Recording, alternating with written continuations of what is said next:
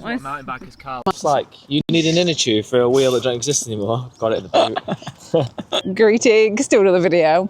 I was out for a little wander, and after the video I did about mental health last week, I got an email asking me a couple of questions to hopefully help him and maybe a couple of you. So I'm out with my friend Phil, going for a little walk, a little dinner time walk. So I thought I would chat about it, hopefully give you some help, some advice. Basically, it's about losing your cycling mojo when cycling has become just something that you don't find fun anymore, and when it was the thing that kind of helped with the stresses of everyday life, and then now you're just like, I don't even want to cycle anymore. So that's the topic of today. We're just chatting to a guy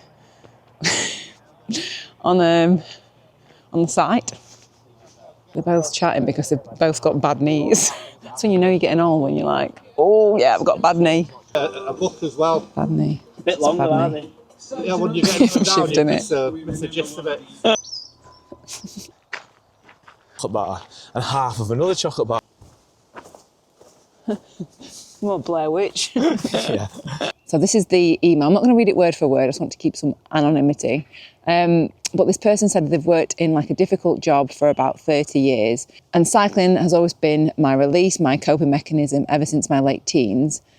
And he's then had a couple of injuries, which meant he's not been able to do some of the events that he wanted to. And this person is training up to a bigger event and just basically said, I'm way behind my plan. I'm not even finished a 300k ride this year. Cycling has been my outlet for so long, but it's now become a chore. Events now feel like another opportunity to fail before I even start. I feel like my coping mechanism that I've relied on for so long is failing, and in turn, I'm failing. And they basically just summarise it, basically saying, when cycling is your coping mechanism, what do you do when you don't want to do that anymore, where that becomes a problem? And I think specifically from this, like I've had it where I have lost like my cycling mojo, maybe, like, I don't know. I think I can only speak from my experience, but what I did was I'd been doing so many big events for so long and just year on year that I just got burnt out from doing them. And I think it's the same situation that you're going through and maybe other people are going through, in that when you're trying to do too much and you're trying to prove things and you're trying to do these bigger events and these tougher events, you're not actually just doing it for the love of cycling anymore. You're doing it because you want to achieve something. I think that was the thing that I had. Like, I want to achieve this. I want to do this longest ride, this toughest ride. And I feel like the industry maybe has gone that way. Like, we're always doing like tougher events, harder events, the most brutal this, the toughest that, the most climbing here. And I know I'm guilty, but I do love climbing.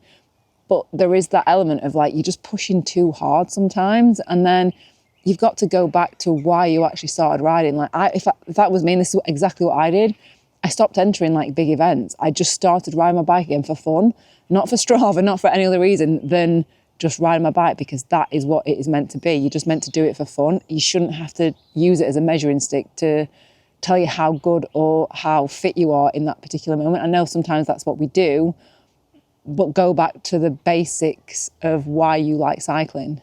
Like, go out and force yourself just to ride 20k, not 200, not 300. Go and do short rides, find the love of it again.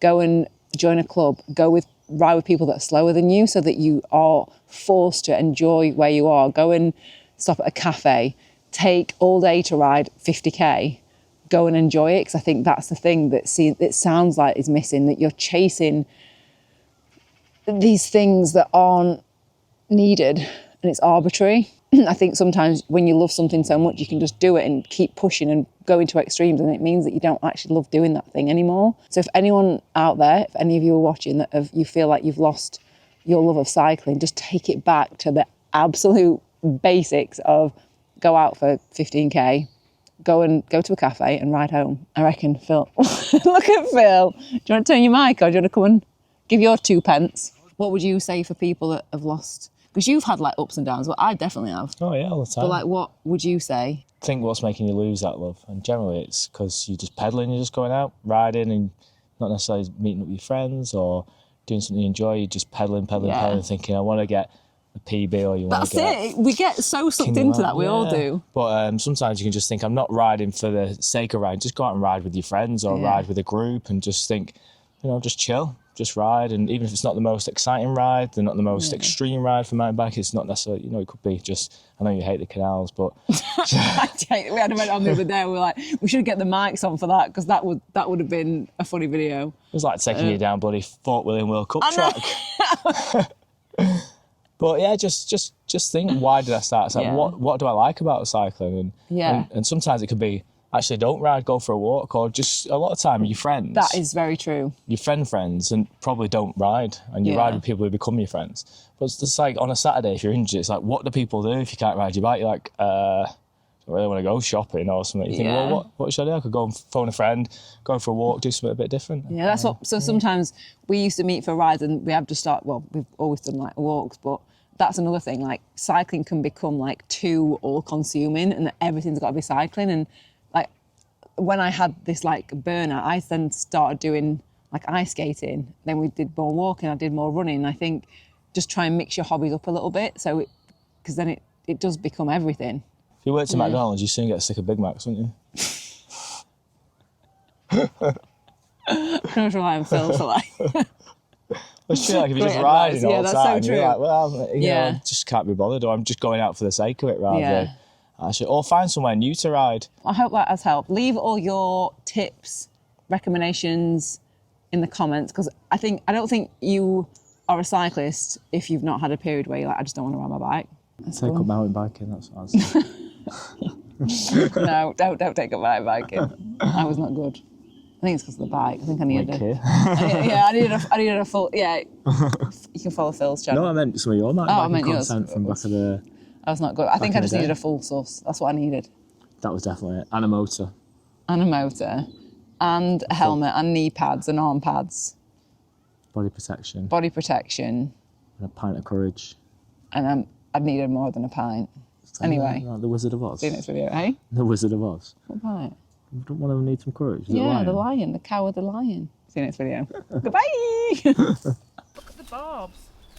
That's one swing to the leg. There's barbs. Jesus. Come on, Pamela Anderson, barbed wire. You should be a chef. Why? Because you made such a meal of it.